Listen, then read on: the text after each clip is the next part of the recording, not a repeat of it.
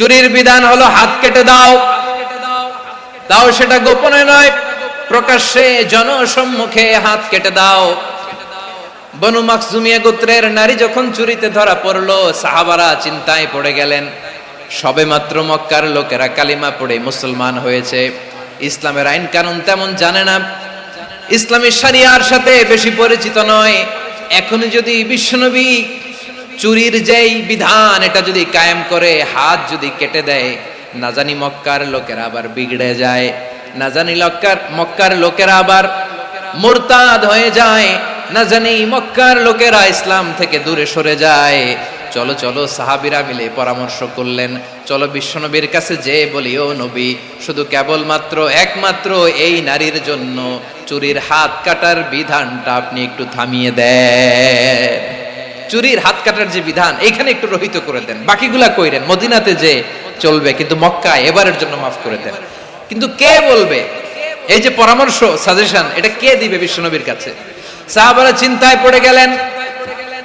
আল্লাহর নবীর সামনে দাঁড়িয়ে আল্লাহর দেয়া হুদুদ, আল্লাহর দেয়া বিধান থামিয়ে দেওয়া, মাফ করে দেওয়া, এই কথা বিশ্বনবীর সামনে বলার সাহস তো কেউ রাখে না। কেউ কেউ বলল, বিশ্বনবীর পালক পুত্র যায়েদ বিন হারিসার সন্তান উসামারে বিশ্বনবী নাতির মতো আদর করে, বড্ড বেশি ভালোবাসে উসামারে। এজন্য সাহাবারা উসামাকে বলতো হিব্বু রাসূলিল্লাহ, বিশ্বনবীর ভালোবাসা। কি বলতো? সাহাবীরা বললেন, বিশ্বনবীর ভালোবাসা হিব্বু রাসূলিল্লাহ, উসামারে পাঠাও। উসামারে বিশ্বনবীর নাতির মতো স্নেহ করে, মায়া করে, ভালোবাসে। আমরা পারবো না, উসামা পারবে।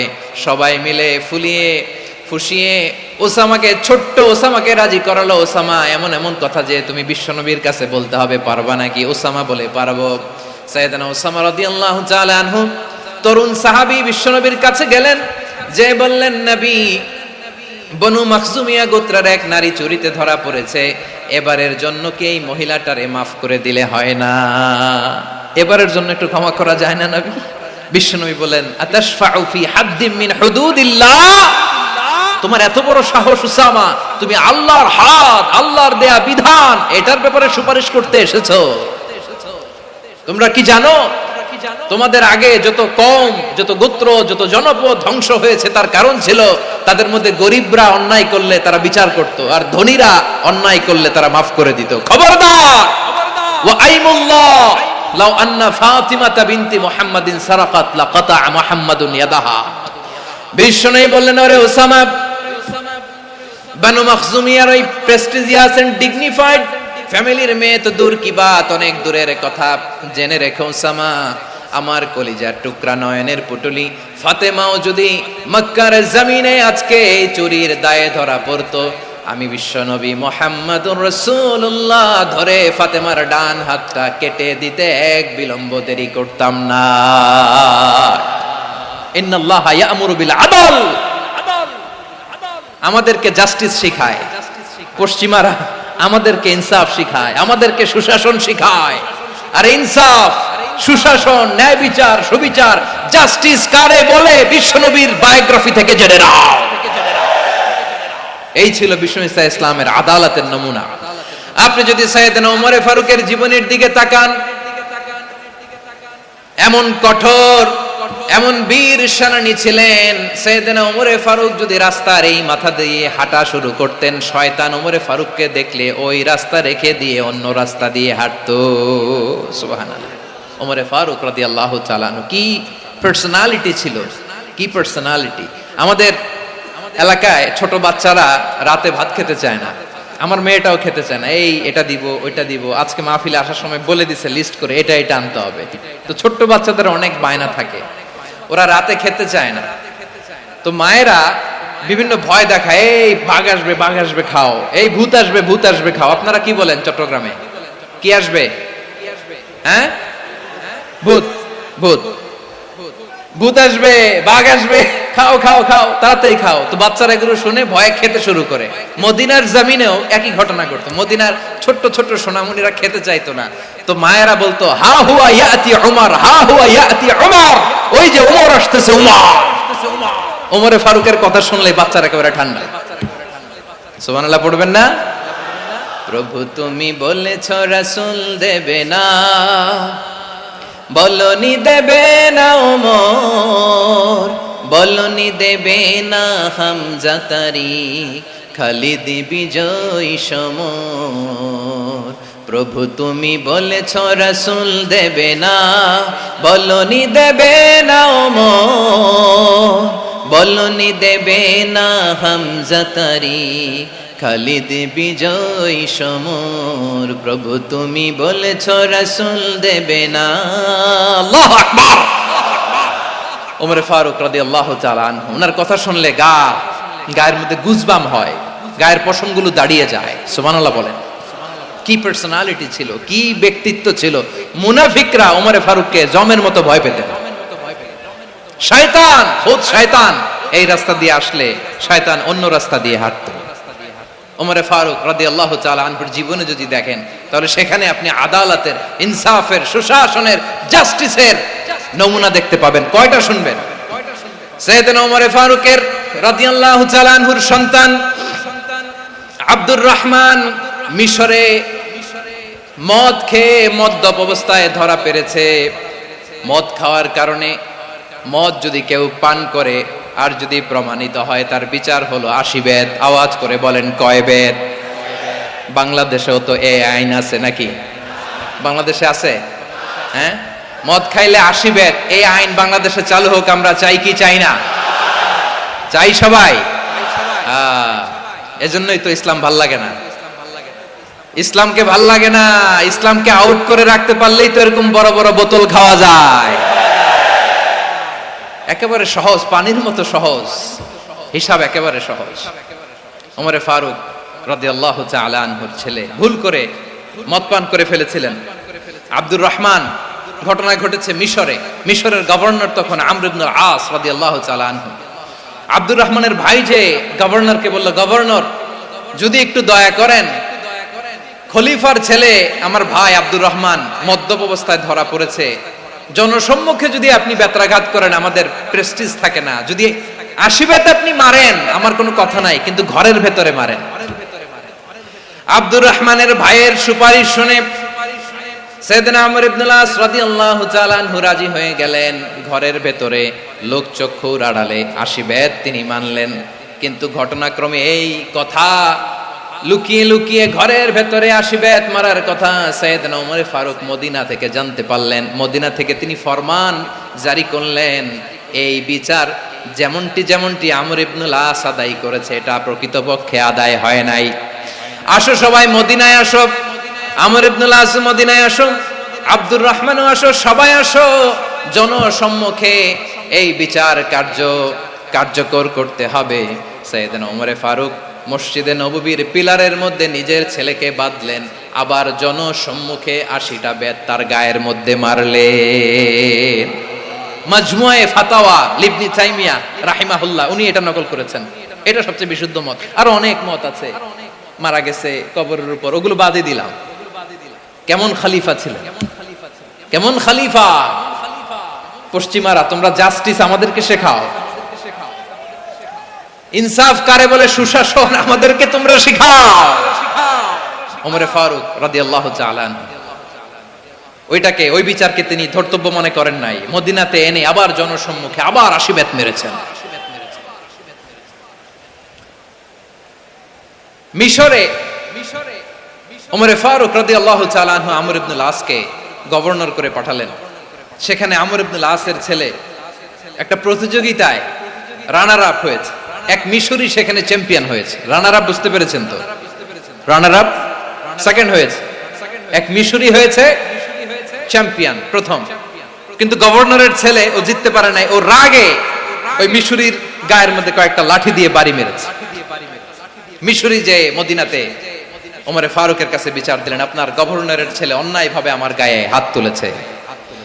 সাইয়েদনা ওমর ফারুক আবার ফরমান জারি করলেন, আসো মদিনাতে আসো। মিশরীকে ডাকলেন। ওই মিশরের গভর্নর আমর ইবনুল আস রাদিয়াল্লাহু তাআলা আনহুকে ডাকলেন, তার ছেলেকেও ডাকলেন। সবাই বসে রইল। আমর ইবনুল আস রাদিয়াল্লাহু তাআলা আনহু মাথা নিচু করে বসে আছেন, লজ্জায় কাচুমাচু, হায় হায় আজকে আমার ছেলের কারণে আমিরুল মুমিনিন খলিফাতুল মুসলিমিন ওমরে ফারুকের কাছে আমি জনসম্মুখে লজ্জিত হচ্ছি।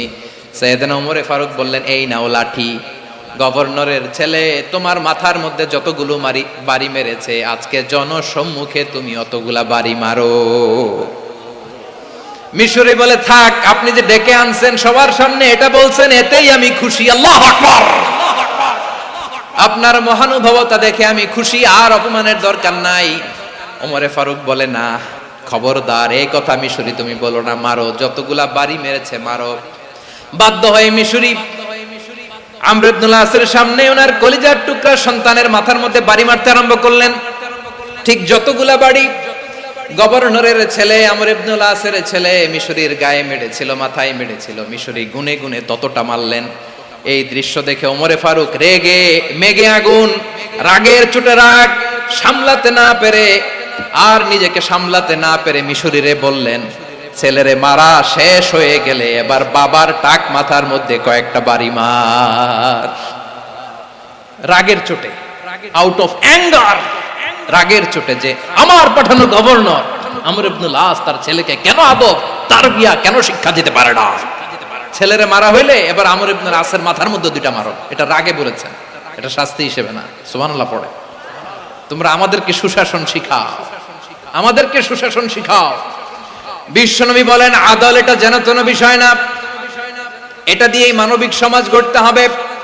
আল্লাহ তাআলা কিয়ামতের কঠিন ময়দানে যেদিন স্বামী স্ত্রীকে চিনবে না, স্ত্রী স্বামীকে দেখে পালিয়ে যাবে, বন্ধু বন্ধুরে চিনবে না, পীর সাহেব মুরিদরে চিনবে না, মুরিদ পীর সাহেবরে চিনবে না, দলের কর্মী তার নেতারে চিনবে না, নেতা তার কর্মীরে চিনবে না, বন্ধু বন্ধুরে দেখে পালাবে। এই কঠিন মুহূর্তে সূর্যটা মাথার কাছে চলে আসবে, জমিনটা তামার জমিন হবে, আজকের জমিনের মতো নয়।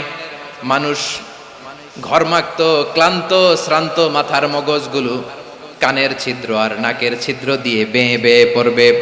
বিশ্বনবী ফরমান, ময়দানে 7 শ্রেণীর ব্যক্তিকে রব্বুল আলামিন তার আরশের নিচে ছায়া দিবেন। তার মধ্যে প্রথম শ্রেণীর ব্যক্তি হলো ইমামুন আদিল। ইমামুন আদিল, ন্যায়পরায়ণ শাসক, যে ইনসাফের সাথে বিচার করে, যে জাস্টিস সমাজে সার্ভ করে, যে সুশাসন নিশ্চিত করে, ওই ইমামুন আদিল। আদিল শব্দটা বুঝছেন না? ইন্নাল্লাহা ইয়া'মুরু বিল আদল, পাইছেন? আদিল। 7 শ্রেণীর ব্যক্তিকে আল্লাহ তাআলা সুশীতল আরশের নিচে ছায়া দিবেন, যেদিন তার দেয়া ছায়া ছাড়া কোনো ছায়া থাকবে না। এর প্রথম হচ্ছে ইমামুন আদিল, ন্যায়পরায়ণ শাসক। চিল্লায় বলেন সুবহানাল্লাহ। আবার বিশ্বনবী বললেন, ইন্নাল মুকসিতিনা ইনদাল্লাহি আলা মানাবির মিন নূর আন ইয়ামিনির রহমান। কিয়ামতের দিন যারা ন্যায়পরায়ণ হিসেবে আল্লাহর সামনে দাঁড়াবে, কিয়ামতের দিন রব্বুল আলামিন তার আরশের ডান দিকে ওই ন্যায়পরায়ণ লোকদের জন্য আরশের ডান দিকে একটা নূরের মিম্বারে তাদেরকে বসার সুযোগ করে দিবে। আল্লাহর আরশের ডান দিকে ন্যায়পরায়ণ লোকদের জন্য আল্লাহ তাআলা নূরের মিম্বার বানাবে। 4টে কেন কথা মনে করেছেন? আল আদাল, জাস্টিস। ইন্নাল্লাহা ইয়া'মুরু বিল আদল। আল্লাহ তাআলা এই আদালতের নির্দেশনা দেয়, সুবিচার, সুশাসন। প্রিয় ভাইয়েরা, এটা আমরা বাংলাদেশে চাই কি চাই না? এই যে অরাজকতা, এই যে অন্যায়, এই যে জুলুম, এই যে ইনকনসিস্টেন্সি সমাজের অসঙ্গতির প্রধান কারণ জাস্টিস নাই, সুবিচার নাই, সুশাসন নাই। শেষবারের মতো আওয়াজ করে বলেন তো, আমরা বাংলাদেশে আদল চাই কি চাই না? তাহলে প্রথম নির্দেশনা শেষ। আল্লাহ তাআলা তোমাদেরকে আদলের আদেশ দেন। এরপর আল্লাহ বললেন, আমি তোমাদেরকে ইহসানের আদেশ দেই। ইন্নাল্লাহা ইয়া'মুরু বিল আদলি ওয়াল ইহসান। আমি তোমাদেরকে যেমনি আদলের নির্দেশনা দেই, তেমনি ভাবে তোমাদেরকে ইহসানের নির্দেশনা দেই। ইহসান, আওয়াজ করে সবাই বলেন তো ইহসান। সবাই বলেননি, সবাই বললে এতটুকু আওয়াজ হবে আমি বিশ্বাস করি না। আওয়াজ করে বলুন আল ইহসান। ইহসান মানে কারো প্রতি সফট হার্টেড হওয়া, মহানুভব হওয়া, অনুগ্রহ পরায়ণ হওয়া, অনুগ্রহশীল হওয়া, একে অপরের প্রতি দয়াদ্র হওয়া। একে অপরের প্রতি দয়াদ্র অনুগ্রহশীল হওয়া ছাড়া মানবিক সমাজ কশিনকালেও গঠন করা সম্ভব না। প্রিয় ভাইয়েরা, সুন্দর আচরণ দিয়ে, ইহসান দিয়ে যা জয় করা যায়, নরম আচরণ দিয়ে যেটা অর্জন করা যায়, কঠোরতা দিয়ে সেটা পারা যায় না। বিষ্ণু ঈসা ইসলাম ইহসান দিয়ে, কোমল আচরণ দিয়ে, তার অনুগ্রহ দিয়ে তিনি অনেক কাফিরের হৃদয়কে জয় করে ফেলেছেন। সাইয়েদনা সুমামা ইবনে উসাল রাদিয়াল্লাহু তাআলা আনহুর কথা মনে পড়ে যায়। তিনি ছিলেন ইয়ামামার বাদশা। মদিনাতে বিশ্বনবীকে হত্যা করার নিয়তে এসেছিলেন। গোপনে গোপনে বিশ্বনবীকে হত্যা করে আবার ইয়ামামাতে তিনি ফিরে যাবেন। কিন্তু কি অবাক করা কাণ্ড, হত্যা করতে পারে নাই, সাহাবাদের হাতে তিনি ধরা পড়ে গেলেন। সাইয়েদনা সুমামা ইবনে উসাল রাদিয়াল্লাহু তাআলা আনহু হত্যার নিয়তে আসলেন, কিন্তু হত্যা করতে পারলেন না। সাহাবারা ওনাকে ধরে ফেললেন, ধরে মসজিদে নববীর পিলারের মধ্যে বেঁধে রাখলেন। সুমামা ইবনে উসাল, সিরাত থেকে শুনেন, সিরাত থেকে শোনাচ্ছি, রাদিয়াল্লাহু তাআলা আনহু ইয়ামামার অধিপতি ছিলেন। ইয়ামামা বিশ্বনবীকে হত্যার জন্য আসছেন, ধরা পড়ে গেছেন, এখন মসজিদে নববীতে বেঁধে রাখছে, তার মানে বন্দী। এখন স্ট্যাটাস কি? বন্দী, ক্যাপটিভ। তো বিষ্ণু ঈসা ইসলাম সাহাবাদেরকে বললেন, তার খোঁজ খবর নিও, সুমামা ইবনে উসালের খোঁজ খবর নিও। সাহাবারা বলেন, ইয়া রাসূলুল্লাহ, আপনাকে হত্যা করতে এসেছে, তার তো কঠিন ক্যাপিটাল পানিশমেন্ট হওয়া দরকার, কঠিন শাস্তি হওয়া দরকার। বিশ্বনবী বললেন, না, আমি যেটা জানি তোমরা সেটা জানো না, তোমরা সুমামার সাথে ভালো আচরণ করো। বিশ্বনবী সুমামার কাছে গেলেন। প্রথম দিন যে তিনি কালেমার দাওয়াত দিলেন, ইমানের দাওয়াত দিলেন, ইসলামের দাওয়াত দিলেন, রিসালাতের দাওয়াত দিলেন, আখিরাতের দাওয়াত দিলেন। পরের দিন যে বিশ্বনবী সালাতের দাওয়াত দিলেন, যাকাতের দাওয়াত দিলেন, ইসলাম কি, কিভাবে, কেমন করে পালন করতে হয় চমৎকার আর্টিকুলেট করতে শুরু করলেন। তন্ময় হয়ে সুমামা ইবনে উসাল রাদিয়াল্লাহু তাআলা আনহু বিশ্বনবীর কথাগুলো শুনতে আরম্ভ করলো। একদিন নয়, দুই দিন নয়, টানা 3 দিন বিশ্বনবী সুমামার কাছে ইসলামকে প্রেজেন্ট করেছেন, উপস্থাপন করেছেন। আওয়াজ করে বলেন, কয় দিন? 3 দিন। 3 দিন মসজিদে নববীতে বাধা। আর সাহাবীদেরকে বললেন, তার খোঁজ খবর নিও, তোমরা যে রুটি বানাও এর মধ্যে সবচেয়ে ভালো আটার রুটিটা তারে দিও, সবচেয়ে রিফাইন্ড খেজুর, যেটা পিওর খেজুর, এটা তারে দিও। আর বিশ্বনবী নিজের উট থেকে দুধ দহন করে ওনার বাড়ির এক কর্মচারীকে বলেছেন, দুধ দহন করে সুমামার জন্য নিয়ে যেও। সুবহানাল্লাহ পড়বেন না? সবাই তো অবাক, ইয়ামামা থেকে আসছে নবীকে হত্যা করতে, বিশ্বনবী দেখে তারে জামাই আদর করে, তাকে মজার মজার খাবার দিও, দুধ দিও, আদর আপ্যায়ন করো। একদিন নয়, 2 দিন নয়, টানা 3 দিন বিশ্বনবী এভাবে সুমামার কাছে যেয়ে যে ইসলামকে প্রেজেন্ট করতে আরম্ভ করলেন, ইসলামকে উপস্থাপন করতে শুরু করলেন।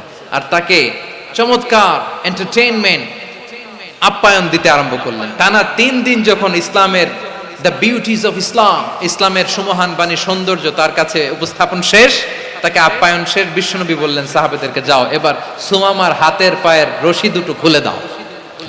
সাহাবারা বললেন, ইয়া রাসূলুল্লাহ, কি বলেন আপনি?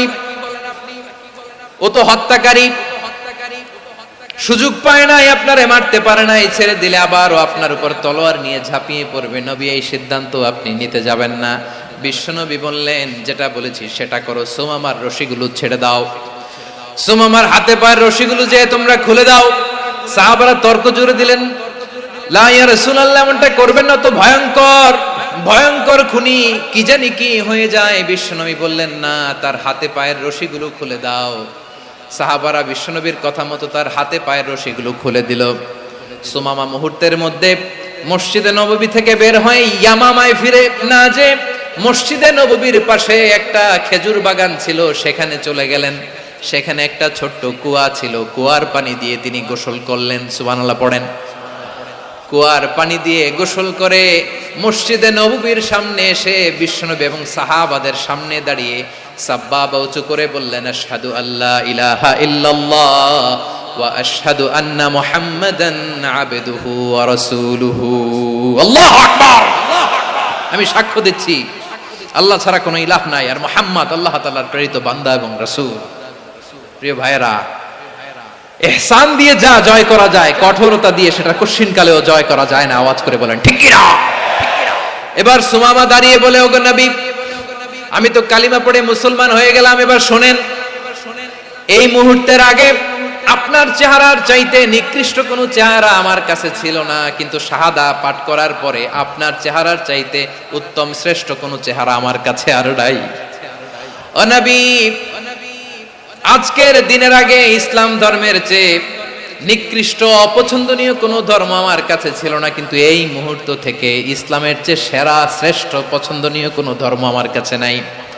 নবী গো, আজকের দিনের আগে মদিনার চাইতে অপছন্দনীয় নিকৃষ্ট কোনো শহর আমার কাছে ছিল না, কিন্তু এই মুহূর্তের পর থেকে মদিনার চাইতে কোনো শ্রেষ্ঠ শহর আমার জানা নাই। সে ছিল গমের বড় ডিলার, গম বেচতো। কি বেচতো? তার গম কিনে মক্কার লোকেরা রুটি খাইতো। সে ঘোষণা দিল, আজকে থেকে মক্কাবাসীদের জন্য সব গম আমি হারাম করে দিলাম, মক্কাবাসী এখন না খেয়ে মরে। সুবহানাল্লাহ পড়বেন না? মক্কাবাসী বিশ্বনবীর কাছে আসলেন, এসে বললেন, মুহাম্মদ, আমরা তো তোমার ভাই, তোমার চাচা, তোমার ভাতিজা, তোমার আত্মীয়, তুমি সুমামারে বলো সে যেন আবার গমের সাপ্লাই মক্কার জন্য অনুমতি দিয়ে দেয়। বিশ্বনবীর অনুমতি ক্রমে সুমামা আবার মক্কাতে গম পাঠাতে শুরু করলো। পড়েন সুবহানাল্লাহ। ইহসান, ইহসান দিয়ে আপনি যেটা জয় করতে পারবেন, you can win the heart of your enemies. ইহসান দিয়ে আপনি আপনার শত্রুর হৃদয়কে জয় করতে পারবেন। আওয়াজ করে বলেন ঠিক কিনা? এজন্য আল্লাহ বললেন, ওয়া আনফিকু ফি সাবিলিল্লাহি ওয়া লা তুলকু বিআইদিকুম ইলাত তাহলুকা ওয়া আহসিনু ইন্নাল্লাহা ইউহিব্বুল মুহসিনিন। তোমরা আল্লাহর রাস্তায় দান করবে আর নিজেরা নিজেদেরকে ধ্বংসের হাতে ঠেলে দিও না। তোমরা একে অপরের প্রতি ইহসান করবে, কারণ ইহসানকারীদেরকে আল্লাহ বড্ড ভালোবাসেন। সুবহানাল্লাহ পড়েন।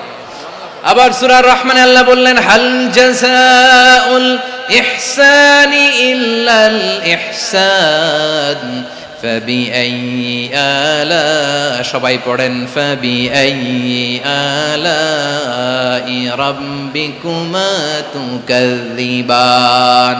ইহসানের প্রতিদান হিসেবে ইহসানি হয়। বিশ্বনবী সুমামার প্রতি যেমন ইহসান করেছেন, সুমামাও ঠিক তেমন ইহসান ফিরিয়ে দিয়েছে। ঠিক কিনা বলেন? তাহলে এক নম্বরে হচ্ছে আদ, ন্যায় বিচার। দুই নম্বরে সবাই বলেন ইহসান, সদাচরণ। ইহসান দুই ধরনের প্রিয় ভাইরা, ইহসান ফিল ইবাদা, ইহসান ফিল মুআমালা। ইহসান ফিল ইবাদা হচ্ছে একাগ্র অনুভবে ইবাদতে ডুব দেওয়া, এর নাম ইবাদতের ইহসান। সুবহানাল্লাহ পড়ে। বিশ্বনবী বলেন ইহসান মানে কি জানো নাকি? হাদিসে জিবরিলে সাইয়েদনা জিবরিল আলাইহিস সালাম বিশ্বনবীকে বললেন, আখবিরনি আনিল ইহসান। নবী আমাদেরকে বলেন ইহসান মানে কি? বিশ্বনবী বললেন, আনতা আবুদাল্লাহা কাআন্নাকা তারাহু ফাইন লাম তাকুন তারাহু ফাইন্নাহু ইয়ারাক। ইহসান মানে হলো এমন ভাবে তুমি আল্লাহর সামনে নিজেকে উজাড় করে ইবাদত করবে, তুমি ভাববে তুমি আল্লাহকে দেখতে পাচ্ছ। আর এটা যদি ভাবা তোমার জন্য কঠিন হয়ে যায়, অন্তত এতটুকু তুমি ভাববা যে আল্লাহ তোমাকে দেখতে পাচ্ছেন। ঠিক কিনা বলেন? ও আমার বীর চট্টলার ভাইয়েরা, কেউ যেটা দেখে না সেটা দেখে কে? এই বিশ্বাস হৃদয়ের মধ্যে আছে? নামাজে যখন দাঁড়ান এই ফিলিংসটা আনা যাবে? হ্যাঁ, এশার সালাত তো এখনো হয় নাই না?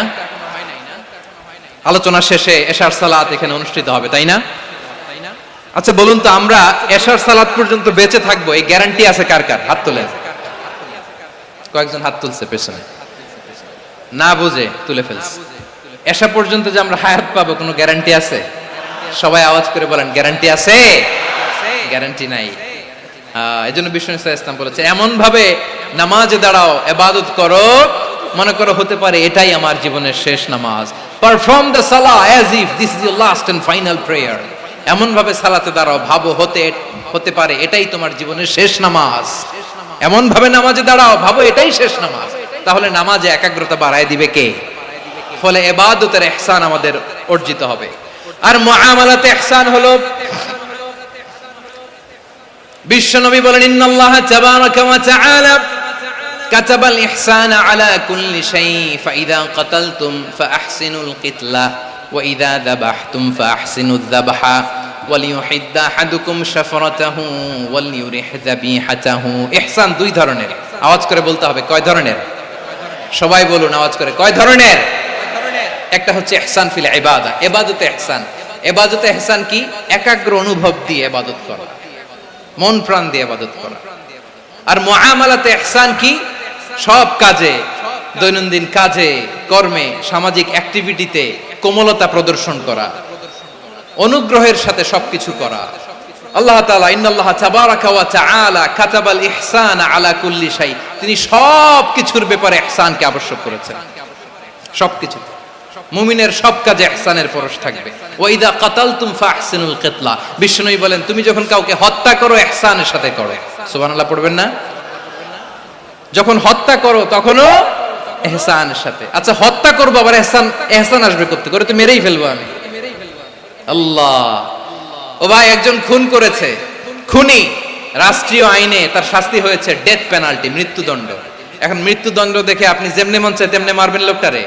ওর নাক কেটে ফেলতে পারবেন? ওর কান কাটতে পারবেন? ওর চোখ উপড়ে ফেলতে পারবেন আপনি? যেমন মন চায় তার অঙ্গহানি করা যাবে না। ইহসানের সাথে তাকে হত্যা করো। সুবহানাল্লাহ, this is Islam, this is the true essence of Islam. ওয়া ইযা যাবাহতুম ফাহসিনু যাবহা, যখন জবাই করবে তখনও ইহসানের সাথে জবাই করো। করব জবাই, ওইখানেও নাকি ইহসান। আচ্ছা কুরবানির দিন আমরা পশুগুলোরে কি করি বলেন সবাই আওয়াজ করে? জবাই। জবাই মানে তো এটার মেরেই ফেলতেছি, একটু পরে তো টুকরো টুকরো করে গোশতগুলো খাবো, এটা তো খাবো, এটা তো মেরেই ফেলবে। বিষ্ণু বলে না, জবাইয়ের মধ্যেও মুমিনের জবের ভেতরেও ইহসানের পরশ থাকা চাই।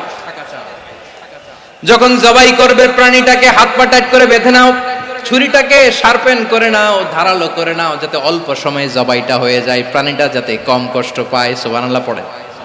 দিস ইজ কল্ড ইহসান। ইহসান আল্লাহ তাআলা যেমনি আদলের আদেশ করেছেন, ন্যায় বিচার, জাস্টিস এনশিওর করতে বলেছেন, সমাজে ইহসানের ব্যবহার, ইহসানের অনুশীলন তিনি করতে বলেছেন। এজন্য মুমিনের প্রতিটি কাজে, আমার চট্টগ্রামের ভাইয়েরা আমার দিকে তাকান, খেয়াল করে শুনুন, মুমিন জীবনের প্রতিটি কাজে ইহসানের পরশ থাকা চাই। আমরা যেন আমাদের পরিবারের প্রতি ইহসান করি, আমরা যেন আমাদের কর্মচারীদের প্রতি ইহসান করি, আমরা যেন আমাদের কলিগদের প্রতি ইহসান করি, আমরা যেন আমাদের ভাইদের প্রতি ইহসান করি। মুমিন জীবনের প্রতি কাজে ইহসানের পরশ থাকার দরকার আছে না নাই? কথা বুঝতে পেরেছেন? তাহলে আল্লাহ তাআলার তিনটা আদেশ ছিল, কয়টা গেল? ভুলে গেছে, ভুলে গেছে চট্টগ্রাম। তিনটা আদেশের মধ্যে কয়টা বললাম? প্রথমে কি ছিল? আদল। দুই নম্বরে, তিন নম্বরে রব্বুল আলামিন বললেন ওয়া ইতাইদিল কুরবা, নিকটাত্মীয়দেরকে দান করো। নিকট আত্মীয়দেরকে দাও, যারা তোমাদের ব্লাড কানেকশনের আত্মীয় তাদেরকে তোমরা দাও। এখানে জেনারেলি বললেন দাও, কি দিব সেটা তিনি এখানে বলেন নাই, সেটা তিনি সূরাতুল ইসরার মধ্যে বলেছেন। আল্লাহ বলেন ওয়া আতিযাল কুরবা হাক্কা, নিকট আত্মীয়দেরকে তাদের অধিকার, তাদের প্রাপ্য তোমরা বুঝিয়ে দাও। দেখেন, একটা শান্তির সমাজ, একটা সমৃদ্ধ সমাজ, একটা মানবিক সমাজ গঠনের জন্য আল্লাহ তাআলা বেশি না, মাত্র তিনটা অর্ডার, তিনটা ভার্ডিক্ট তিনি জারি করেছেন। এক নাম্বার সুশাসন, ন্যায় বিচার। দুই নাম্বার ইহসান। তিন নাম্বার নিকটাত্মীয়, যারা কাছের, তোমার ভেরি ক্লোজ রিলেশনশিপে আছে, তাদেরকে দাও। দাও, দিলে বাড়িয়ে দেয় কে? অনেকে দিতে চায় না, কৃপণতা করে। দিলে বাড়ায় দেয় কে? ও মিয়া, মদিনার মধ্যে সবচাইতে গরিব সাহাবী ছিল বেলাল রাদিয়াল্লাহু তাআলা আনহু। ওনার এন্টায়ার অ্যাসেট, সম্পদের পরিমাণ কতদূর জানেন? একটা লুঙ্গি। বেলাল রাদিয়াল্লাহু তাআলা আনহু, ওনার টোটাল ওয়েলথের এস্টিমেশন হচ্ছে মাত্র একটা লুঙ্গি। একটা লুঙ্গি, টোটাল ওয়েলথ এস্টিমেশন, টোটাল সম্পদের পরিমাণ বেলাল রাদিয়াল্লাহু তাআলা আনহুর কি ছিল? কথা বুঝে নাই বোধহয়। কি ছিল? ওই বেলাল রাদিয়াল্লাহু তাআলা আনহুকে বিষ্ণু ইসলাম বলেছেন আনফিক ইয়া বেলাল, ও বেলাল তুমিও দাও। ওয়ালা তাখশা মিন যিল আরশি ইখলালা, আরশের অধিপতির তো কোনো ঘাটতি নাই, তুমি দিলে ওই আল্লাহ তোমারে বাড়ায় দিবে। এজন্য আমার প্রিয় ভাইয়েরা, দিলে কমে না, দিলে বাড়ে। অনেকে ধরে রাখে, নতুন কিছু নিতে পারে না, হাত দিয়ে যেটা ধরে রেখেছেন এটা দিয়ে দেন, বড় একটা ধরার সুযোগ পাবেন। জোরে বলেন ঠিক কিনা? ধরেন 5 কেজি ওজনের একটা ধরে রাখছেন, এখন 10, এটা না ছাড়লে 10 কেজি ধরতে পারবেন আপনি? আচ্ছা, 10 কেজির জিনিস একটা আছে হাতে, ওইটা যদি ছেড়ে দেন তাহলেই না 15 কেজি ধরতে পারবেন? কথা বলেন ঠিক কিনা? তাহলে দিলে বাড়িয়ে দেয় কে? রব্বুল আলামিন বললেন 3 নাম্বার আদেশ হলো তোমাদের প্রতি সমাজটারে কেমন করে মানবিক সমাজ, সুন্দর সমাজ গড়বা। 3 নাম্বার আদেশ হলো ওয়া আতিদাল কুরবা হাক্কা, নিকটাত্মীয়দেরকে তাদের প্রাপ্য বুঝিয়ে দাও। এই নিকটাত্মীয়দেরকে তাদের অধিকার বুঝিয়ে দেওয়া, প্রাপ্য বুঝিয়ে দেওয়াতে আমাদের গাফলতি আছে না নাই? চট্টগ্রামে নাই? মাশাআল্লাহ আছে, আছে। অনেকে দেখবেন অনেক আল্লাহওয়ালা তাহাজ্জুদ গুজার, সেজদা দিতে দিতে কপালে কালো দাগ ফেলে দিছে, সে তার বোনের হকটা আদায় করে নাই। আছে না নাই? হ্যাঁ, এখানেও আছে। সর্বনাশ। অনেক বড় হাজী সাহেব, বিশাল লম্বা দাড়ি, ছেলেরে সব দিয়ে দিছে, মেয়েরে কিছু দেয় নাই, মেয়ের হক আদায় করে নাই। আছে না নাই? এই হাজী সাহেবেরা, এই আল্লাহওয়ালারা কিয়ামতের ময়দানে আটকে যাবে। আপনি অন্যের অধিকার নষ্ট করেছেন, তাদের রাইটস কে ভায়োলেট করেছেন। এজন্য আল্লাহ তাআলা বলেন, কারো অধিকার যদি কেউ নষ্ট করে, ওই সমাজটা মানবিক সমাজ কঠিনকালেও হতে পারে না। এজন্য 3 নাম্বার আল্লাহ বললেন ওয়া ইতা ইদিল কুরবা, নিকটাত্মীয়দেরকে দাও। কি দিবা? তাদের অধিকার দিয়ে দাও। বোনের অধিকার বুঝিয়ে দাও, মেয়ের অধিকার বুঝিয়ে দাও, ফুফুর অধিকার বুঝিয়ে দাও। দেখবেন অনেক মায়েরা ছেলের পাতে মুরগির রান দেয়, মেয়ের পাতে দেয় মুরগির ঠ্যাং। এরকম আছে না নাই? ছেলেরা কি দেয়? মুরগির। মেয়ের পাতে কি দেয়? তো মেয়ের কি মুরগির রান খেতে মনে চায় না? মনে চায় না? এমনটা করা যাবে না। নিকটাত্মীয়দেরকে অধিকার দিয়ে দাও, নিকটাত্মীয়ের সাথে সুসম্পর্ক রাখো। আদেশটা কার? এজন্য প্রিয় ভাইয়েরা, জীবনে যদি বারাকা অর্জন করতে চান, নিকটাত্মীয়দের সাথে সুসম্পর্ক রাখতে হবে, তাদের জন্য উপহার পাঠাতে হবে। বিশ্বনবী বলেন লা ইয়াদখুলুল জান্নাতা কাতে, যে ব্যক্তি আত্মীয়তার সম্পর্ককে ছিন্ন করে দেয়, সে কঠিনকালেও আল্লাহর জান্নাতে ঢুকবে না। আপনি কি এটারে সহজ হাদিস মনে করছেন? এটা সহজ কথা? আপনি ভাবছেন আপনার নামাজ আপনার বাঁচাতে পারবে, আপনার রোজা বাঁচাতে পারবে, আপনার তাহাজ্জুদ আপনারে বাঁচাতে পারবে? অধিকার নষ্ট করলে কিছুই আপনারে বাঁচাতে পারবে। এজন্য নিকট আত্মীয়দেরকে দিতে হবে বেশি বেশি। বিশ্বনবী বলেন ইন্না সাদাকাতা আলাল মিসকিনি সাদাকা ওয়া আলা যির রাহিমি ইসনাতান সাদাকাতুন ওয়া সিলা। মিসকিনরে দান করলে শুধু দানের সওয়াব হয়, নিকট আত্মীয়কে দান করলে 2টার সওয়াব হয়, সাদাকার সওয়াব হয়, আবার আত্মীয়তার বন্ধন অটুট রাখার সওয়াব হয়ে যায়। আবার বিশ্বনবী বললেন মান সাররাহু আইয়ুবসাতা লাহু ফি রিজকিহি ওয়া ইউনসালাহু ফি আসারিহি ফালইয়াসিল রাহিমা। যে ব্যক্তি তার রিজিকের প্রশস্ততা চায় আর হায়াতে বরকত চায়, সে যেন তার আত্মীয়ের সাথে সুসম্পর্ক রাখে। আমার প্রিয় চট্টলার ভাইয়েরা, আমাদের রিজিক বাড়ুক, এটা আমরা চাই কি চাই না? সবাই চান? হ্যাঁ, আমাদের রিজিকে প্রশস্ততা আসুক, চাই কি চাই না? আমাদের হায়াতে বরকত আসুক, আমরা চাই কি চাই না? এই 2টা যদি চান, তাহলে নিকটাত্মীয়দের সাথে সুসম্পর্ক রাখবেন। পারবেন? তাহলে সমাজটারে মানবিক সমাজ বানায় দিবে কে? 3টা আদেশ চলে গেল। কয়টা? আওয়াজ করে বলেন। 1 নম্বরে কি ছিল? 2 নম্বরে, 3 নম্বরে নিকটাত্মীয়দেরকে দান। আপনাদেরকে আরো শোনার আগ্রহ আছে?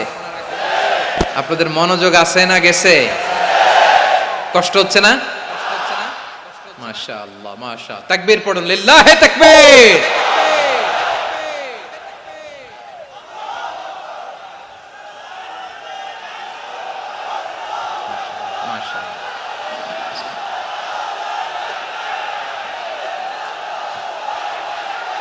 আমার প্রিয় ভাইয়েরা, আল্লাহ তাআলা 3টা জিনিসের যেমনি আদেশ করেছেন, অনুরূপভাবে 3টা বিষয় তিনি বারণ করেছেন, নিষেধ করেছেন। ওগুলোর কাছেও যাওয়া যাবে? শুনবেন। রাব্বুল আলামিন বলেন ওয়ায়ানহা আনিল ফাহশাই ওয়াল মুনকারি ওয়াল বাগি। আমি যেমনি 3টি বিষয়ে আদেশ করলাম, অনুরূপভাবে 3টি বিষয়ে বারণ করলাম, নিষেধ করলাম। আমার এক নাম্বার নিষেধাজ্ঞা হলো অশ্লীলতার প্রতি। ফাহশা ওয়া ইয়ানহা আনিল ফাহশা, আল্লাহ তাআলা অশ্লীলতাকে নিষেধ করেছেন। কোন জিনিসকে?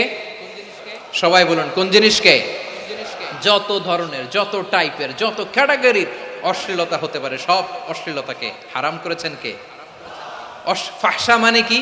কথায়, কাজে, আচরণে, কমেন্ট, ফেসবুকের কমেন্টসে যত ধরনের নোংরামো আছে, যত ধরনের অশ্লীলতা আছে, এটাকে আরবিতে বলে ফাহশা। এটাকে কি বলে? রাব্বুল আলামিন বলেন, কুল ইন্নামা হাররামা রাব্বিয়াল ফাওয়াহিশা মা যাহারা মিনহা ওয়া মা বাতান। ও নবী, আপনি বলে দেন, আমার রব প্রকাশ্য অপ্রকাশ্য, স্পষ্ট কিংবা অস্পষ্ট, দৃশ্যমান কিংবা অদৃশ্যমান সব অশ্লীলতাকে হারাম করেছেন। সব ধরনের অশ্লীলতা হারাম, সব ধরনের। আল্লাহ তাআলা আমাদেরকে অশ্লীলতা থেকে বাঁচান, অশ্লীলতা থেকে তিনি আমাদেরকে হেফাজত করুক, পড়েন আমিন। এবার বলেন, আমাদের সমাজে অশ্লীলতা আছে না নাই? চট্টগ্রামে নাই? আমি কই নাই, ওনারা বলে আছে। দেখছেন, আমি সামহাও বাঁচায় দেওয়ার ট্রাই করতেছি, আমি সামহাও বাঁচায় দেওয়ার ট্রাই করতেছি, ওনারা বলে আছে। অশ্লীলতা নানা ভাবে, নানা নামে, নানা মোড়কে আমাদের সমাজে আছে না নাই? সংস্কৃতির নামে, ফ্যাশনের নামে, বিনোদনের নামে, উপন্যাসের নামে, কনসার্টের নামে অশ্লীলতা আছে না নাই? আপনি দেখেছেন কনসার্টগুলোর অবস্থা? এই যে আতিফ আসলাম যে আসছে আমাদের দেশে, তারপর কে কে আসছে, আমাদের তরুণ তরুণীরা, আমাদের যুবক যুবতীরা, আমাদের জেনজিরা, কি অবস্থা ওইখানে? হ্যাঁ, কি অবস্থা? কে বাঁচাবে ওদের?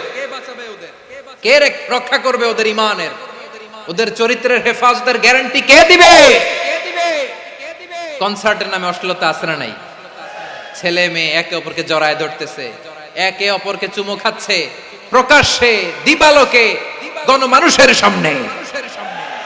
আল্লাহ তাআলা এই অশ্লীলতা থেকে আমাদেরকে বেঁচে থাকতে বলেছেন, বেঁচে থাকতে বলেছেন। রূপালী জগতের নামে অশ্লীলতা আছে না নাই? এই টার্মটা আপনারা জানেন না? রূপালী জগৎ কি জগৎ? আসলে কি রূপালী জগৎ না অন্ধকার জগৎ? আমার বোনেরা, আপনাদেরকে যে কি বলে তারা বুঝায়, রূপালী জগৎ শুনেই আপনি ভরকে যাবেন না। রূপালী জগতে যে নারী যত বেশি উলঙ্গ, সে নাকি তত বেশি সাহসী। জানেন, বলে এটা একটা সাহসী নারী, খুব সাহসী পদক্ষেপ তার। যত বেশি শরীর থেকে কাপড় নামাতে পারবে, যত বেশি বস্ত্রহীন হয়ে নিজেকে প্রেজেন্ট করতে পারবে, সে নাকি তত বেশি সাহসী। আমার চট্টলার ভাইয়েরা, শয়তানের প্রথমে এজেন্ডা ছিল বনি আদমকে বস্ত্রহীন করা। সে আদম এবং হাওয়া আলাইহিস সালামকে নিষিদ্ধ গাছের ফল খাইয়ে তাদেরকে বস্ত্রহীন করেছে। এই জামিনেও সে আমাদেরকে বস্ত্রহীন করতে চাইবে। এই রূপালী জগতের নামে তারা এটা করে। আমার প্রিয় বোনেরা, আপনি জানেন না আপনার দাম কত। ওরা আপনাদেরকে বিজ্ঞাপনের সস্তা পণ্য বানাতে চায়। ওরা আপনাদেরকে ওদের ভোগের লিপসার টুলস বানাতে চায়। ওরা আপনাদেরকে দিয়ে ওদের খায়েশ পূরণ করতে চায়। এটা আপনাদের জন্য মোটেও ডিগনিটি নয়, এটা আপনাদের জন্য সম্মান নয়। আপনার সম্মান শালীনতায়, আপনার সম্মান হেজাবে, আপনার সম্মান ভদ্রতায়, আপনার সম্মান আপনার ডিসেন্ট পোশাকে। পোশাক বলে দেয় এই নারীটা ভদ্র না অভদ্র। পোশাক বলে দেয় এই মেয়েটা কোন ঘরের মেয়ে। আওয়াজ করে বলেন ঠিক কিনা? আপনি জানেন না, আপনারা সস্তা পণ্য বানায়, ভোগের পণ্য, বিলবোর্ডে আপনাকে উলঙ্গ করে উপস্থাপন করে। এই অশ্লীলতার সাথে ইসলামের কোনো সম্পর্ক। এজন্য আল্লাহ বলেন, আমি অশ্লীলতাকে হারাম করেছি। অশ্লীলতাকে হারাম করার প্রথম কারণ হলো এর মাধ্যমে মানবতাকে অপমানিত করা হয়। কারণ মানুষের সম্মান মানুষের পোশাকে। মানুষ যখন পোশাকহীন হয়ে যায়, বস্ত্রহীন হয়ে যায়, তার সম্মান কমে যায়, ঠিক কিনা? অশ্লীলতাকে হারাম করার প্রথম কারণ হচ্ছে মানুষ মানুষকে অপমান করে। একটা নারী, সে তো সম্মানিত, নারী যে কত সম্মানিত নারীরা এটা বুঝেই নাই। বিশ্বনবী বলেন আর দুনিয়া কুল্লুহা মাতা ওয়া খায়রু মাতা'আদ দুনিয়া আল মারআতুস সালিহা। আমার বোনেরা, 5টা প্যান্ডেলে আপনারা এলইডিতে আমার আলোচনা শুনছেন, আমি জানি। আপনাদের এই গর্ভ যে কত দামি আপনি জানেন না। আপনার পেট থেকেই আসবে আগামী দিনের সালাহুদ্দিন আল আইয়ুবী, আপনার পেট থেকেই আসবে অনাগত দিনের ইমাম মাহদী আল মুনতাযর, আপনার পেট থেকেই আসবে অনাগত দিনের ফয়সাল, ওয়াসিম, মুগ্ধ, আবু সাইদের মতো বীর যোদ্ধা।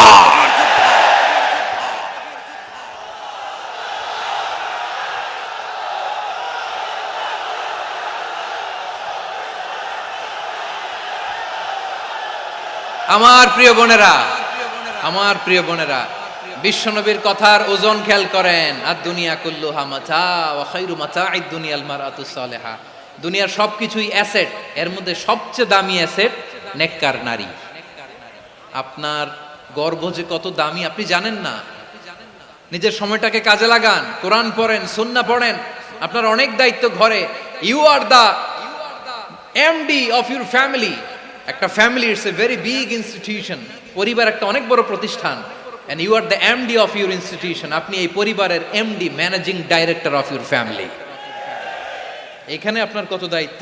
আপনি ছেলে মেয়েদেরকে তারবিয়া করবেন, আপনি আপনার স্বামীর জন্য ঘরটার জান্নাতের নীর বানাবেন, আপনার জন্য জান্নাতের ডুপ্লেক্স বাড়ি ওইখানে তৈরি করে রাখবে কে? আপনি যে কত দামি আপনি জানেন না। নারীদেরকে আল্লাহ বানিয়েছেন উচ্চতর করে, নিম্নতর নয়। নারীদেরকে ছোট্ট জিনিস দিলে এটার বড় করে দেয়।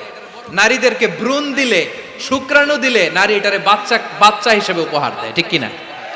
বিয়ের মাধ্যমে স্বামী যখন তার শুক্রাণু তার স্ত্রীকে উপহার দেয়, স্ত্রী রিটার্নে কি উপহার দেয়? ফুল ফর্ম বেবি, মানব সন্তান। দেখছেন, আপনি দিলেন একটুক, উনি দিছে বিশাল। আপনি যদি নারীকে বাজার এনে দেন, নারী এটাকে সুস্বাদু খাবারে রূপান্তর করে দেয়। আপনি তাকে একটা মুচকি হাসি দিয়ে দেন, সে তার কলিজা দিয়ে দেয়। কিন্তু যদি আপনি তার মনে কষ্ট দেন, সে আপনার জীবনকে জাহান্নাম বানায়া দেয়। খবর আছে, নারীর মন বুঝতে পারলে নেয়ামত, বুঝতে না পারলে কিয়ামত, ঠিক কিনা বলে? কত দামি আপনি জানেন না, জানেন না আপনি কত দামি, অনেক দামি আপনি। আপনাদেরকে যেন ভোগের সস্তা পণ্য বানাতে না পারে, আপনাদেরকে সচেতন থাকতে হবে, সজাগ থাকতে হবে, কনসার্ন থাকতে হবে। শয়তানের ওই হাতছানির দিকে আর নজর দেওয়া যাবে না। তাহলে কেন আল্লাহ তাআলা এই ফাহশা, অশ্লীলতাকে হারাম করলেন? 1 নাম্বার, এতে হিউম্যান ডিগনিটি কমে। 2 নাম্বার, এতে মানুষের অধিকার নষ্ট হয়। আপনি বিয়ে করেছেন, এরে পরকিয়া করেন, ওর সাথে এরকম আছে না নাই? স্ত্রীর অধিকার নষ্ট করেছেন। আপনি বিবাহ সম্পর্কে আবদ্ধ হয়েছেন তার সাথে, আপনি পরকিয়া করেন ওই ছেলের সাথে, আপনি আপনার হাজবেন্ডের সাথে বিট্রে করেছেন। এজন্য আল্লাহ অশ্লীলতাকে হারাম করেছে। অশ্লীলতাকে হারাম করার আরেকটা কারণ হচ্ছে আল্লাহ তাআলা এই হিউম্যান জেনারেশনকে এটাকে প্রিজার্ভ করতে চায়। হিফজুন নাসল, এটা মাকাসিদুশ শরিয়ার অনেক গুরুত্বপূর্ণ একটা মাকাসিদ, অনেক গুরুত্বপূর্ণ। আপনার নাসল, আপনার জেনারেশনকে সংরক্ষণ করা। এই যে আসতেছে ফেব্রুয়ারি, কত ফেব্রুয়ারি জানো? এটা কি বিশ্ব ভালোবাসা দিবস? হ্যাঁ, কি দিবস? এই বিশ্ব ভালোবাসা দিবসের সাথে মুসলমানদের কোনো সম্পর্ক নাই। আমার প্রিয় ভাইরা, এই যে আপনি অবৈধ সম্পর্কে জড়ালেন, কেন আল্লাহ অশ্লীলতাকে হারাম করেছে দেখেন। বলতেছিলাম যে এটা আপনার নাসল, আপনার জেনারেশন, আপনার লিনিয়েজ, আপনার বংশকে প্রিজার্ভ করা। কে কার বাবা, কে কার মা, বাবা মা জানা, প্রজন্মকে প্রিজার্ভ করা, এটা ইসলাম ওয়াজিব করে দিয়েছে। এই যে অবৈধ সম্পর্কের কারণে, বিশ্ব বেহায়া দিবসের কারণে, এগুলোর আউটকাম, আউটপুট হিসেবে মাঝে মাঝে ঢাকা মেডিকেলের ডাস্টবিনে নবজাতকের বাচ্চার কান্নার আওয়াজ শুনতে পাওয়া যায়। চট্টগ্রাম মেডিকেলের ডাস্টবিনে নবজাতকের কান্না শুনতে পাওয়া যায়। বীর চট্টলার মুসলমানেরা বুঝতে পারলে আওয়াজ করে বলেন, এই যে চট্টগ্রাম মেডিকেলে যে নবজাতকটা পাওয়া গেল, ওর বাবাকে আমাকে বলেন, ওর বাবাকে, ওর মাকে, ও কোন ফ্যামিলির সন্তান কেউ জানে? আপনি হিউম্যান ডিগনিটিকে অপমান করেছেন না? আপনি তার ভবিষ্যৎকে অন্ধকার করেছেন না? আপনি তার লিনিয়েজকে প্রশ্নবিদ্ধ করে দিয়েছেন না? এই জন্য আল্লাহ তাআলা অশ্লীলতাকে আমাদের জন্য হারাম করে দিয়েছেন। পড়েন সুবহানাল্লাহ। এজন্য রব্বুল আলামিন বলেন, কুল ইন্নামা حرم ربي الفواحش ما ظهر منها وما بطن। প্রকাশ্য অপ্রকাশ্য সব অশ্লীলতাকে হারাম ঘোষণা করে দিয়েছে কে? আবার দুনিয়ার বুকে যারা অশ্লীলতার প্রসার করে তাদের জন্য শাস্তি মজুদ রেখেছে কে? রব্বুল আলামিন বলেন, ইন্নাল্লাযীনা ইউহিব্বুনা আন তাশিআল ফাহিশাতু ফিল্লাযীনা আমানু লাহুম আযাবুন আলীমুন ফিদ দুনিয়া ওয়াল আখিরাতি ওয়াল্লাহু ইয়ালামু ওয়া আনতুম লা তা'লামুন। নিশ্চয়ই যারা বিশ্বাসীদের মাঝে অশ্লীলতার প্রচার প্রসার করতে চায় তাদের জন্য আমি মর্মন্তুদ শাস্তি প্রস্তুত করে রেখেছি, দুনিয়াতেও রেখেছি, আখিরাতেও রেখেছি। ঘোষণাটা কার? যারাই নাটকের নামে, সিনেমার নামে, রূপালী জগতের নামে, মুভির নামে, ওটিটি প্ল্যাটফর্মের নামে আমার সমাজে অশ্লীলতা ছড়াতে চায় তাদের জন্য কঠিন মর্মন্তুদ শাস্তি মজুদ রেখে দিয়েছে কে? ও আমার বোনেরা, এখনো আপনি জাগবেন না? এখনো আপনার চিন্তার দুয়ারে এখনো নাড়া পড়ে নাই?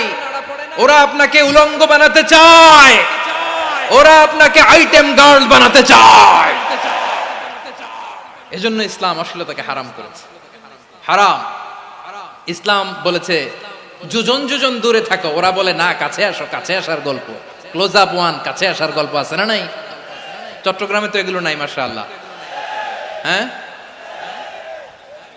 এখানেও আছে ক্লোজ আপ ওয়ান, কাছে আসার গল্প।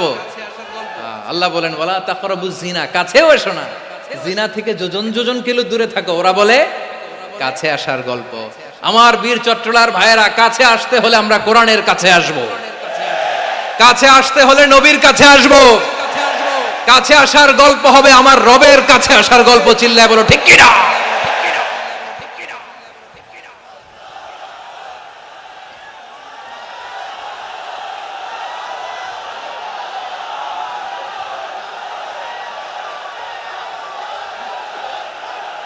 বসুন বসুন আমার ভাইয়েরা। তাহলে অশ্লীলতার সাথে আমাদের কোনো সম্পর্ক? সবাই বলতে পারেননি, আওয়াজ করে বলুন, অশ্লীলতার সাথে আমাদের কোনো সম্পর্ক? আমরা এই সমস্ত ক্লোজ আপ ওয়ান, কাছে আসার গল্পের প্রোগ্রামে যাব? আমরা কোন ধরনের অশ্লীল কন্টেন্ট সোশ্যাল মিডিয়ায়, টিভিতে দেখব? কি যুগ যে আমরা কাটাচ্ছি আপনি কল্পনা করতে পারবেন না। পর্ন ইন্ডাস্ট্রি, নারী পুরুষের বস্ত্রহীন যুগল দৃশ্য, এটাকে দিয়ে ওরা কোটি ডলারের ইন্ডাস্ট্রি বানিয়েছে। পুরো মানব ইতিহাসে এরকম জঘন্য সময় মানব ইতিহাস পার করে নাই। পর্ন এটা ইন্ডাস্ট্রি হয়ে গেছে। আমাদের এই যুবকগুলো, জেনজিগুলো, ওদের চরিত্র বাঁচাবে কি করে? কেমন করে হেফাজত করবে ওদের এই মূল্যবান চরিত্র? আমার প্রিয় ভাইরা, এই অশ্লীলতার দ্য লেটেস্ট ভার্সন হচ্ছে LGBTQ, শরীফ থেকে শরীফা। শুনছেন আপনারা? দেখতে পুরুষ, আসলেই পুরুষ, সুস্থ একজন পুরুষ, 4 সন্তানের বাবা, বলে আমি মনে মনে নারী। দেখতে নারী, সুস্থ নারী, আসলেই সে দিব্যি একজন নারী, বলে আমি মনে মনে পুরুষ। সবচেয়ে ভয়ঙ্কর অশ্লীলতার সবচাইতে লেটেস্ট ভার্সন হচ্ছে এই ট্রান্সজেন্ডারিজম। সুস্থ পুরুষ তার বায়োলজিক্যাল গ্রোথকে হরমোন দিয়ে স্টপ করে দিয়ে সে সার্জারি করে নারী হতে চায়। সুস্থ নারী পুরুষ হতে চায়। পুরুষ পুরুষের প্রতি সেক্সুয়ালি আকর্ষণ বোধ করে। এটা লূত আলাইহিস সালামের কওমের মধ্যে ছিল। এটাকেও আল্লাহ কোরআনে ফাহিশা বলেছেন। ওয়ালুতান ইয ক্বালা লিকাওমিহি আতাতুনাল ফাহিশাতা মা সাবাকাকুম বিহা মিন আহাদিম মিনাল আলামিন।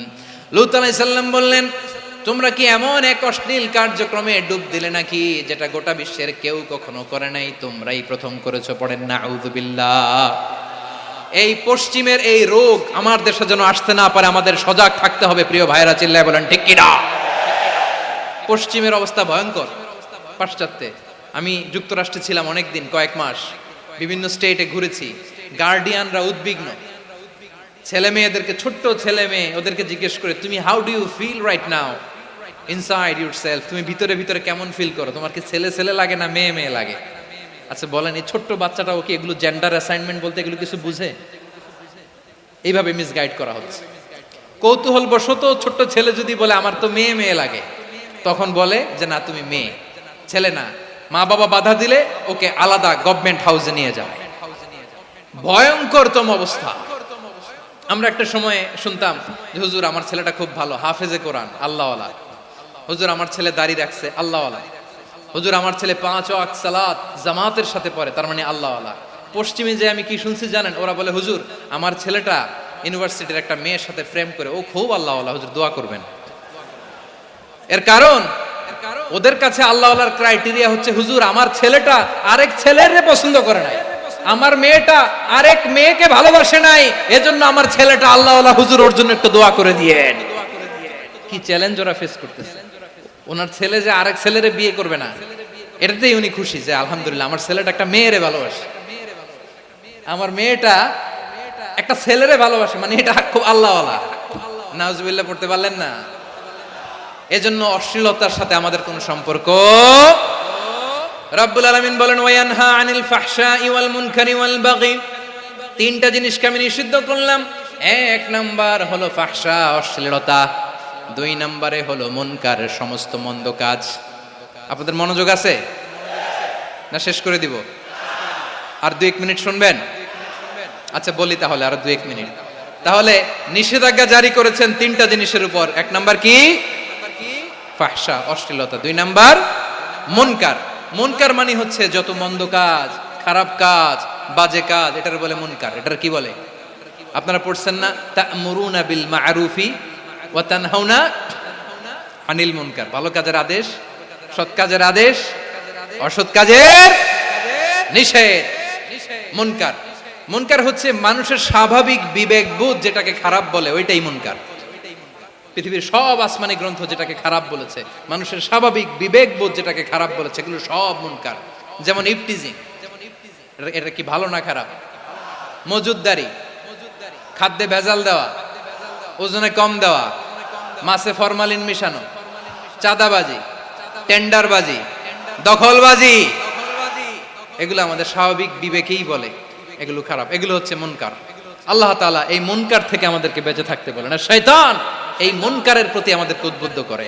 আল্লাহ তাআলা বললেন ইয়া আইয়ুহাল্লাযীনা আমানু লা তাত্তাবিউ খুতুওয়াতিশ শাইতান ফাইন ওয়া মান ইয়াত্তাবি' খুতুওয়াতিশ শাইতানি ফাইন্নাহু ইয়া'মুরু বিল ফাহশাই ওয়াল মুনকার। আল্লাহ বললেন ও আমার গোলামেরা শোনো শোনো, ও আমার বিশ্বাসী বান্দারা খবরদার, তোমরা কশিনকালেও শয়তানের পদাঙ্ক অনুসরণ করবে না, কারণ শয়তান তোমাদেরকে অশ্লীলতা এবং মন্দ কাজের দিকে উদ্বুদ্ধ করে। আমাদের কাজ হচ্ছে শয়তান আমাদেরকে যেদিকে নিতে চায় আমরা তার উল্টা দিকে যাব, ঠিক কিনা বলে? শয়তান এই মন্দ কাজকে আমাদের কাছে বিউটিফাই করে, চাকচিক্যময় করে আমাদের সামনে উপস্থাপন করে।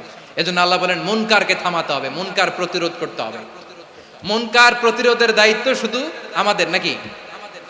শুধু আপনার খতিব সাহেবের, ইমাম সাহেবের, নাকি মুসলিম উম্মার সবার? আওয়াজ করে বলুন, মুনকার অসৎ কাজ প্রতিরোধের দায়িত্ব কার? রাব্বুল আলামিন বলেন কুনতুম খায়রা উম্মাতিন উখরিজাত লিন-নাসি তা'মুরুনা বিল মা'রুফি ওয়া তানহাউনা আনিল মুনকার। তোমাদেরকে শ্রেষ্ঠ জাতি করে জমিনের মধ্যে আবির্ভূত করা হয়েছে, যাতে করে তোমরা জমিনের ভেতরে সৎ কাজের আদেশ করতে পারো আর অসৎ কাজের নিষেধ করতে পারো। উম্মা কুনতুম খায়রা, তাহলে গোটা উম্মার দায়িত্ব, এটা বুঝতে পারছেন তো? আচ্ছা আরো নিচে আসেন। এরপরে আল্লাহ বললেন শুধু উম্মা না, এই জমিনের রাজত্ব আমি যাদের হাতে দেই, এই জমিনের মালিক আমি যাদেরকে বানিয়ে দেই, যাদেরকে আমি সরকারের দায়িত্ব দেই, তাদেরকেও মুনকার প্রতিরোধের দায়িত্ব দিয়েছে কে? আল্লাহ বলেন যারা ক্ষমতার মসনদে বসেছে তাদেরকে 4 দফা কর্মসূচি আমি আল্লাহ দিলাম। আওয়াজ করে বলেন কয় দফা? আল্লাহ বলেন আল্লাযীনা ইম্মাক্কান্নাহুম ফিল আরদি আকামুস সালাতা ওয়া আতাউয যাকাতা ওয়া আমারু বিল মা'রুফি ওয়া নাহাউ আনিল মুনকার ওয়ালিল্লাহি আকিবাতুল উমুর। যারা এই জমিনের উত্তরাধিকার হয়েছে তারা 4 দফা কর্মসূচি নিয়ে সামনে আগাবা। সালাত কায়েম করবা, যাকাত আদায় করবা, সৎ কাজের আদেশ দিবা, অসৎ কাজ থেকে মুনকার প্রতিরোধ করবা। আদেশটা কার?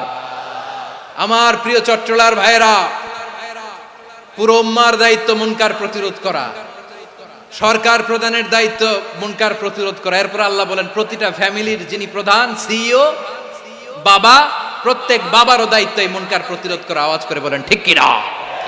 যেমনটি সাইয়েদনা লুকমান আলাইহিস সালাম ওনার কলিজার টুকরা সন্তানকে আদেশ করেছেন, ইয়া বুনাইয়া আকিমিস সালাতা ওয়া'মুর বিল মা'রুফি ওয়ানহা আনিল মুনকার। পড়েন সুবহানাল্লাহ। বাবা ছেলেকে সবক দিচ্ছে। কে সবক দিচ্ছে? কাকে? লুকমান আলাইহিস সালাম ছেলেকে বলতেছে, ওরে আমার কলিজার টুকরা সন্তান, ওরে আমার বাছা, নামাজ কায়েম করবা, সৎ কাজের আদেশ দিবা, আর মুনকার প্রতিরোধ করবা, অসৎ কাজ সমাজ থেকে খারাপ কাজকে ঝেঁটে বিদায় করে দিবা। তাহলে দেখেন আমি স্টেপ বাই স্টেপ নামলাম। পুরা উম্মার দায়িত্ব, জমিনের উত্তরাধিকারী আল্লাহ যাদেরকে বানিয়েছেন সরকার, তাদের দায়িত্ব, প্রতিটি ফ্যামিলির প্রধানের দায়িত্ব। এরপরে বিশ্বনবী বলেন সচেতন প্রতিটি মুসলিমের দায়িত্ব সমাজ থেকে মুনকারকে উৎখাত করা। বিশ্বনবী বলেছেন মান রাআ মিনকুম মুনকারান ফালিয়ুগাইয়িরহু বিয়াদিহি ফাইন লাম ইয়াস্তাতি ফাবিলিসানিহি ওয়া ইন লাম ইয়াস্তাতি ফাবিকলবিহি ওয়া যালিকা আযআফুল ঈমান। সমাজে যে মুনকার দেখবে, খারাপ কাজ দেখবে, সে যেন হাত দিয়ে সেটাকে থামায়। কি দিয়ে? আপনাদের তো হাত নাই না? হাত আছে, হাত আছে। ওরা যেই হাত দিয়ে অন্যায় করে ওইটা প্রতিরোধের জন্য আমাদেরও হাত আছে না নাই? থামাতে হবে, থামাতে হবে।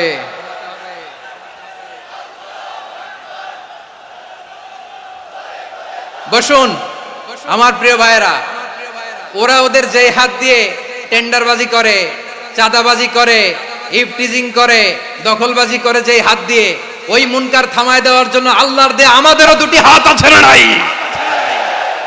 আমাদেরও হাত আছে। থামাইতে হবে, থামাইতে হবে, হিম্মত করতে হবে। আমার প্রিয় ভাইয়েরা, না থামালে আমরাই ডুববো শেষমেশ। আমাদের বাঁচার জন্য হলেও থামাইতে হবে। রব্বুল আলামিন বলেন ওয়াত্তাকু ফিতনাতাল লা তুসিবান্নাল্লাযীনা যালামু মিনকুম খাসসা। ও আমার গোলামেরা, ওই আযাবকে ভয় করো যে আযাব যখন আমি জমিনের বুকে পাঠাই শুধু জালেমদেরকেই মারি না, আলেমদেরকেও মারি।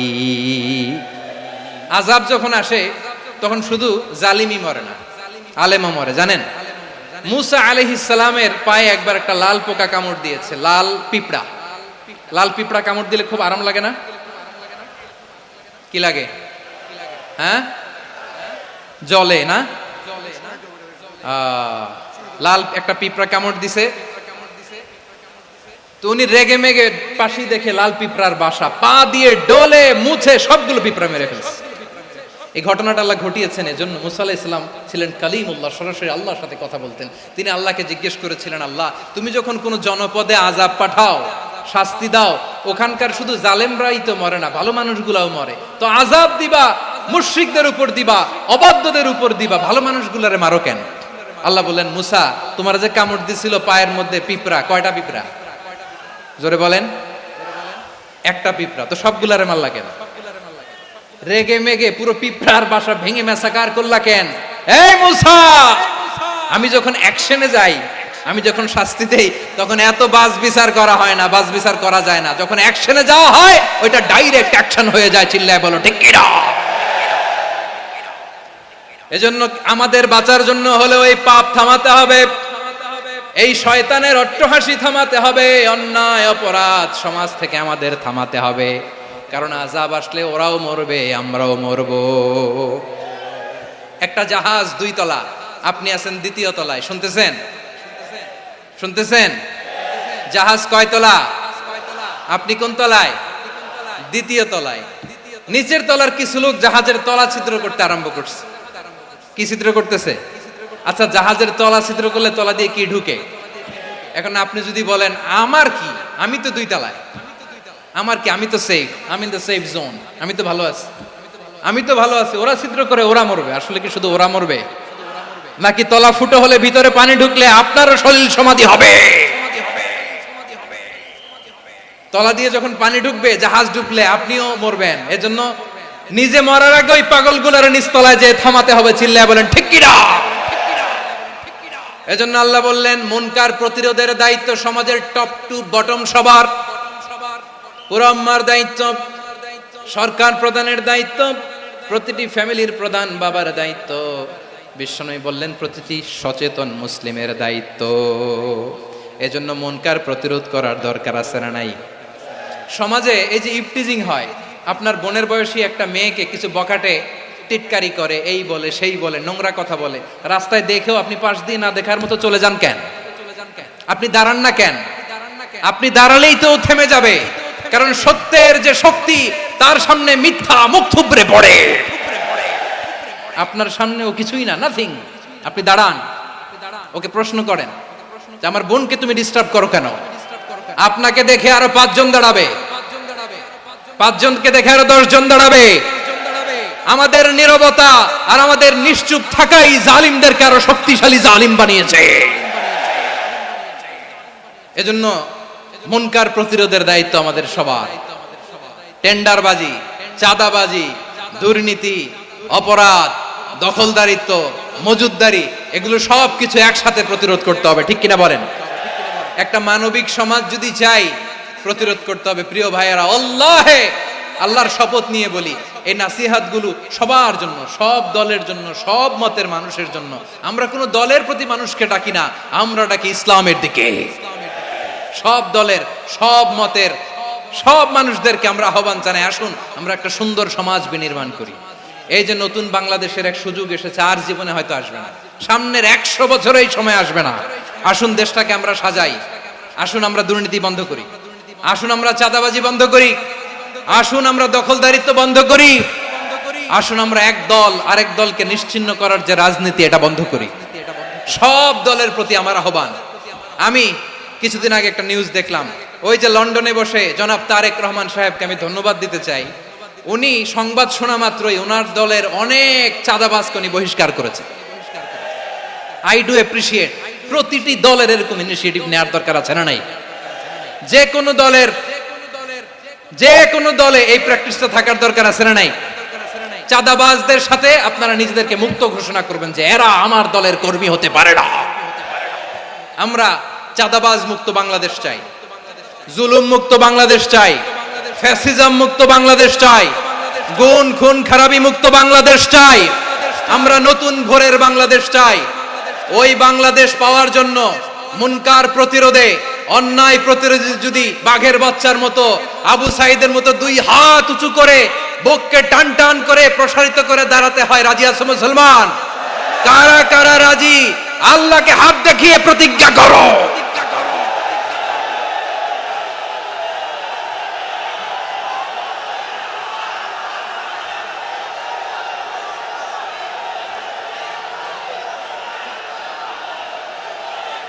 আমার প্রিয় ভাইয়েরা, বসুন বসুন আমার ভাইয়েরা। রাব্বুল আলামিন বলেন, ওয়ায়ানহা আনিল ফাহশাই ওয়াল মুনকারি ওয়াল বাগি ইয়াইদুকুম লাআল্লাকুম তাযাক্কারুন। বসুন। আল্লাহ বললেন, আমি অশ্লীলতাকে নিষেধ করি, আমি সব ধরনের মন্দ কাজকে নিষিদ্ধ করি, সব শেষে আমি সীমা লঙ্ঘনকে তোমাদের জন্য নিষিদ্ধ করি। আলোচনা মনে আছে তো? না ভুলে গেছেন? নিষিদ্ধ করেছেন কয়টা জিনিস? এক নম্বরে অশ্লীলতা, দুই নম্বরে মুনকার তথা সব মন্দ কাজ, তিন নম্বরে আল বাগি সীমা লঙ্ঘন, ক্রসিং দ্য লিমিট। সীমা লঙ্ঘন করা ভালো না। We all should know our limits. চিল্লায় বলেন ঠিক কিনা? একই আয়াতে আল্লাহ বললেন, কুল ইন্নামা حرم ربي الفواحش ما ظهر منها وما بطن والإثم والبغي بغير الحق। অন্যায় ভাবে যে অবাধ্য হয়, যে সীমা লঙ্ঘন করে, তাদেরকেও আমি এটা হারাম করে দিলাম। সীমা লঙ্ঘন করা হারাম, সীমা লঙ্ঘন করা হারাম। আল্লাহ বারবার বারবার আমাদেরকে ওয়ার্নিং দেয়। যখন আমরা থামি না তখন আল্লাহ ধরে, আর যখন ধরে তখন ছাড়ে না। ধরে ধরে ধরে না, ধরলে আল্লাহ ফেরাউনকে কিন্তু হুট করে ধরে নাই। আপনারা জানেন 9 বার ওয়ার্নিং দিয়েছে ফেরাউনকে। আল্লাহ তাআলা ওয়ার্নিং দিয়েছিল কয়বার? বীর চট্টলার বীর সেনানীরা আওয়াজ করে বলেন, ফেরাউনকে ধরার আগে ওয়ার্নিং দেওয়া হয়েছিল কয়টা? রব্বুল আলামিন বলেন, ওয়ালাকাদ আতাইনা মূসা 9 আয়াতিন বাইয়িনাত। 9টা মুআজিজা দেখিয়েছি। 1 2 3 বারবার এইভাবে রিমাইন্ডার, ওইভাবে রিমাইন্ডার, এইভাবে নসিহাত, ওইভাবে দাওয়া। ফাকুলা লাহু কাওলান লাইয়িনা, নরম করে বলো, সফট করে বলো, যত ওয়ে হতে পারে দাওয়া মেথডোলজি। মুসা আলাইহিস সালামের সব অ্যাপ্লাই শেষ। 10ম বারে যে আল্লাহ ধরছে, 10ম বারে যে ধরেছে। এজন্য আল্লাহ বলেন, আমি সীমা লঙ্ঘনকে পছন্দ করি না। কোরআনের অন্য আয়াতে বাগীকে বলা হয়েছে আল ইতিদা। সীমা লঙ্ঘন যারা করে তাদেরকে আল্লাহ বলেছেন মুতাদিন। وقاتلوا في سبيل الله الذين يقاتلونكم ولا تعتدوا إن الله لا يحب المعتدين। আমি সীমা লঙ্ঘনকারীদেরকে কোশ্চিন কালেও পছন্দ করি না। আমরা যেন সীমা লঙ্ঘন না করি। রাজি আছেন তো? যে কোনো ক্ষেত্রে ইবাদতে যেন সীমা লঙ্ঘন না করি। অনেকে আমরা ইবাদতে সীমা লঙ্ঘন করে ফেলি। বিশ্বনবী সাল্লাল্লাহু আলাইহি ওয়াসাল্লাম যেটা শিখিয়েছেন এর বাইরে যে অতিরিক্ত বুজুর্গ হতে চায়, এরকম আছে না নাই? করা যাবে না, কোনো ক্ষেত্রেই সীমা লঙ্ঘন করা যাবে, এমনকি যুদ্ধ ক্ষেত্রেও না। বিশ্বনবী সাল্লাল্লাহু আলাইহি ওয়াসাল্লাম বলেন, খবরদার যুদ্ধ ক্ষেত্রেও সীমা লঙ্ঘন করো না। কি সুন্দর ইসলাম আমরা পেয়েছি। বিশ্বনবী বলেন, খবরদার যুদ্ধের ময়দানে কোনো নারীর গায়ে হাত তোলো না, কোনো শিশুর গায়ে হাত তোলো না, কোনো গবাদি পশু হত্যা করো না, কোনো শস্য ক্ষেত্র ধ্বংস করো না, ইবাদতরত অন্য ধর্মের কোনো সন্ন্যাসীর গায়ে হাত তুলো না। বলেন সুবহানাল্লাহ। তাহলে আমরা সীমা লঙ্ঘন করতে পারবো? প্রিয় ভাইরা, একটা সুখী, সমৃদ্ধ, শান্তির সমাজ, মানবিক সমাজ যদি আমরা গঠন করতে চাই, আমাদের আল্লাহর দেয়া কয়টা আদেশ মানতে হবে বলেন দেখি? সবাই বলেন কয়টা? আর বেঁচে থাকতে হবে কয়টা জিনিস থেকে? আওয়াজ করে বলেন কয়টা? আচ্ছা, আদেশ নাম্বার 1 কি ছিল বলেন? আল্লাহর আদেশ কি? 1 নাম্বার আদাল, ন্যায়পরায়ণতা। আমরা সুবিচার, সুশাসন, ন্যায় বিচার চাই কি চাই না? 2 নম্বরে কি ছিল? মাশাআল্লাহ, আওয়াজ করে বলেন 2 নম্বরে কি ছিল? ইহসান। আমরা যেন সবার প্রতি দয়া পরবশ হই, ইহসান করি। 3 নম্বরে কি ছিল? নিকটাত্মীয়দের দান করা, তাদের অধিকার প্রাপ্য বুঝিয়ে দেওয়া। পাশাপাশি 3টা জিনিস থেকে আল্লাহ বারণ করেছেন, নিষেধ করেছেন। তার প্রথমটা ফাহশা, অশ্লীলতা। অশ্লীলতার সাথে আমাদের কোনো সম্পর্ক। আজকের এই ঐতিহাসিক চট্টগ্রামের প্যারেড ময়দান থেকে আমরা যত ধরনের মা যাহারা মিনহা মা বাতান, প্রকাশ্য অপ্রকাশ্য, দৃশ্যমান অদৃশ্যমান, সব অশ্লীলতা থেকে নিজেদেরকে মুক্ত ঘোষণা করলাম। অশ্লীলতাকে আমরা না বলে দিলাম। আওয়াজ করে সবাই বলুন নো। অশ্লীলতার সাথে আমাদের কোনো সম্পর্ক। 2 নম্বর নিষেধাজ্ঞা কি ছিল? আল মুনকার, সমাজের যত মন্দ কাজ এগুলোকে আমরা প্রতিরোধ করব। রাজি আছেন তো সবাই? 3 নম্বরে আল বাগি, সীমালঙ্ঘন। কোন মুসলিম সীমালঙ্ঘন করে না, এমনকি যুদ্ধ ক্ষেত্রেও না। আওয়াজ করে বলেন ঠিক কিনা? রব্বুল আলামিন শেষে বললেন, ইয়াইদুকুম লাআল্লাকুম তাযাক্কারুন। আল্লাহ তোমাদেরকে উপদেশ দেন যাতে তোমরা শিক্ষা গ্রহণ করো। আমরা উপদেশ দেব, আমরা জোর করে কাউরে কিছু মানাতে চাই না। লা ইকরাহা ফিদ্দিন ওয়া যাক্কির ফাইন্না যিকরা তানফাউল মুমিনিন। উপদেশ দিলে এটা মুমিনদের কাজে দেয়। লাস্তা আলাইহিম বিমুসাইতির ইন্নামা আনতা মুযাক্কির। নবী হে, আপনি রিমাইন্ডার দাতা, আপনি উপদেশ দিবেন। আমরাও বিশ্বনবীর এই হাদিসগুলো থেকে, কোরআনের আয়াত থেকে রিমাইন্ডার, এই কথামালা, বাণী বাহক হিসেবে এই বাণীগুলো আপনাদের সাথে কাছে পৌঁছে দিলাম।